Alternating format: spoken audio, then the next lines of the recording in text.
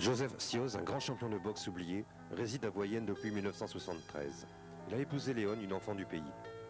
Le sportif de haut niveau fut 2 fois champion de France de boxe en catégorie lourd en 1959 et en 1960. Lors de la rencontre France-Irlande à Annecy en 1960, il élimine en quelques rounds Joe Casey qui pourtant était considéré comme un difficile et redoutable adversaire.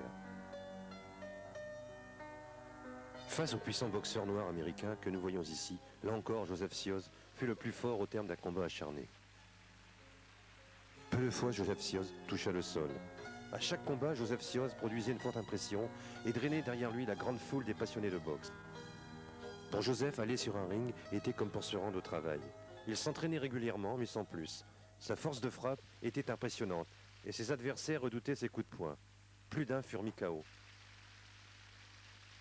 Joseph Sioz fut considéré comme un boxeur loyal qui respectait son rival.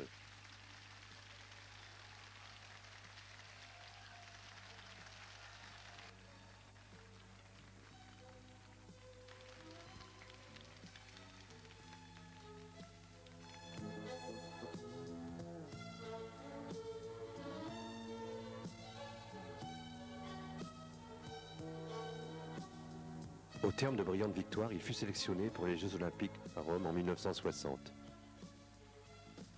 C'est lui qui inaugura le Palais des Sports à Paris, en présence de nombreuses personnalités nationales.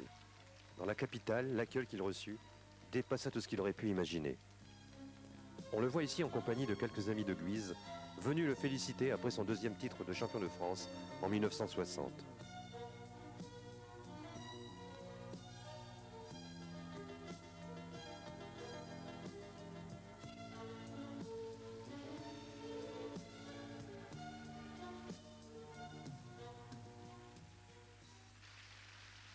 Malheureusement, il raccrocha très tôt les gants, victime de managers plus ou moins honnêtes.